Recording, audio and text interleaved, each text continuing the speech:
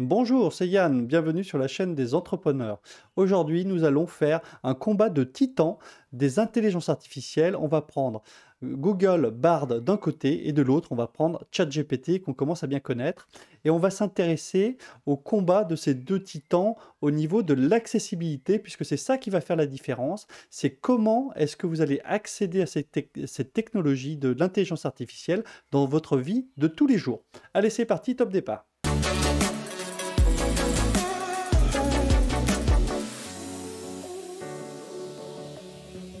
On va découvrir ensemble la guerre de l'accessibilité qui se déroule sous vos yeux entre Google et Microsoft. Je vous ai fait un petit parallèle pour bien comprendre entre ce qui s'est passé en 2007 avec l'arrivée de l'iPhone, ce qu'il y avait avant et ce qu'il y avait après. Et ce que ça a changé en termes d'accessibilité. Donc finalement, en 2006, on va dire, il y avait ces téléphones sous Windows que vous voyez sur votre écran à gauche. Là, ça a une utilité, c'est que ça a démontré qu'il était possible d'avoir dans sa poche accès à Internet au bout de ses doigts. C'était pas pratique, mais quelque part, on le savait pas, parce qu'il n'y avait pas d'autre option. Et en fait, en 2007, il est arrivé quelque chose qui a démocratisé, qui a augmenté l'accessibilité de l'Internet, c'est l'iPhone. Donc, quel est le parallèle, vous allez me dire, avec ChatGPT et Google Bard? Eh bien, il y a un parallèle. Aujourd'hui, ChatGPT, fin 2022, a démontré que l'intelligence artificielle était prête pour le grand public. C'est-à-dire que vous et moi, on allait pouvoir s'en servir.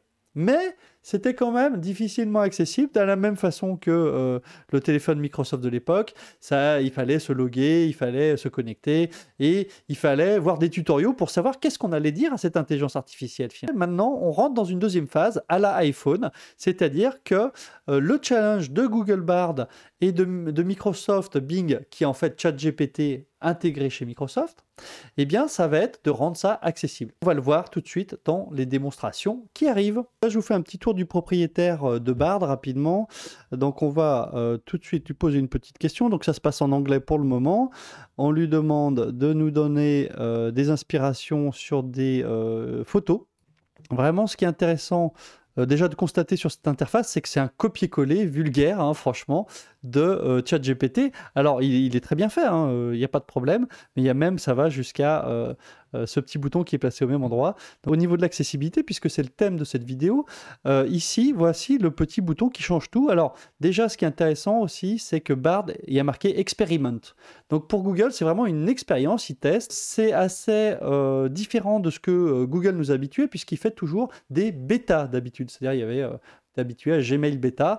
Donc là, il considère que c'est quelque chose encore avant, c'est un prototype, c'est ce qu'on appelle un POC. Donc nous, au niveau de notre entrepreneuriat, c'est vraiment un bon exemple à regarder.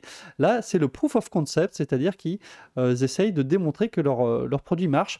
Et au niveau de l'accessibilité, là, ce petit bouton anodin, ici, il teste des choses autour de l'interaction entre l'intelligence artificielle et les outils que vous connaissez déjà, comme Gmail, comme Google Doc. Et en fait, il va y avoir des interactions croisées, mais à mon avis, le gros challenge de Google, et là, la force de Google, c'est que Google va intégrer ça bientôt dans toutes ses applications. Vous allez le voir apparaître de façon naturelle dans votre Gmail, dans votre Google Docs, c'est-à-dire dans l'autre sens. Vous n'allez pas vous connecter à Bard, qui est une expérience, mais vous allez vous connecter à votre Gmail et d'un coup, on va vous dire, ben voilà, j'ai écrit l'email pour vous, est-ce que vous voulez l'envoyer ou est-ce que vous voulez le modifier un peu? Autre force énorme de chez Google, c'est que je pense que ça, ce sera dans un deuxième temps, ça va arriver sur Android, et là, effectivement, les mises à jour des applications Android vont vous amener l'intelligence artificielle, et de la même façon que vous allez le faire sur Internet ici. Voilà, donc là, très grosse force par rapport à Microsoft. Donc là, maintenant, on va aller voir ChatGPT et Microsoft. Qu'est-ce qui s'y passe? On est parti. En termes d'accessibilité, regardez bien ce qui va se passer. Là, je vais cliquer ici sur Conversation, qui est en fait eh bien, l'accès à ChatGPT à l'intérieur du moteur de recherche Bing. C'est-à-dire ça rend beaucoup plus accessible, puisqu'on est sur bing.com, on fait rien de spécial. Moi, je suis logué avec mon compte et je vais... Donc là, je clique sur Conversation et on voit la stratégie d'accessibilité, entre guillemets, de notre ami Microsoft.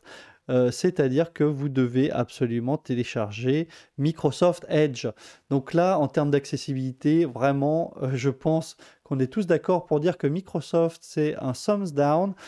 Là, il se limite aux gens qui ont téléchargé Microsoft Edge. Donc ils veulent vous forcer à aller dans leur écosystème, comme on dit. Donc c'est une bonne chose quand vous êtes leader. Mais là, il y a Google qui va arriver très très vite dans les prochains mois. Donc à mon avis, ce bouton, il va disparaître et on pourra y accéder depuis le navigateur Chrome que je possède ici et je ne serai pas obligé d'installer leur truc. Et je pense que de la même façon, bien évidemment, Microsoft va intégrer ça dans tout ce qu'il fait. L'intelligence artificielle va arriver évidemment dans Microsoft Mail et consorts. Au cours de cette vidéo, indirectement, en fait, on a parlé d'accessibilité, mais aussi de design de service, c'est-à-dire que l'objectif de ces grosses entreprises, c'est de vous apporter un service. L'IA, en théorie, c'est sympathique, mais il faut qu'au jour le jour, ça s'intègre dans votre vie et que ça vous apporte un service. Ça tombe bien, c'est le thème des accompagnements que je réalise avec vous en coaching ou des formations